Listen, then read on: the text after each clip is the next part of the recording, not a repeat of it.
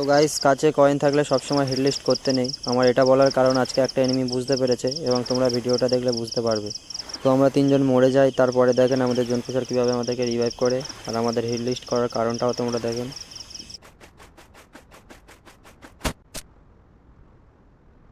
তো আমার টিমমেট আমাকে রিভাইভ দেওয়ার পরে আমি রিভাইভ সাইডের এই হাবিলিতে লাগি এবং লেগে একটা এনিমিকে ডাউন করে দিই।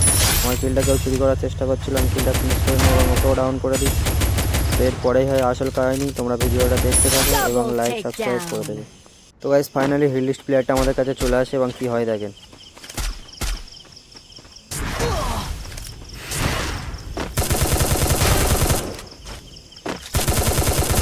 সে এখানে আবারও ল্যান্ড করছিল আমাদের থেকে রিভেঞ্জ নেবে বলে, এবং তারপর কি হয় দেখেন। তো এখানে আমরা ওকে নক করে দিই, আর সামনে ওর টিমমেট ওকে বারবার রিভাইভ দিচ্ছিল। তো চলেন এবার ওর টিমমেটের পালা।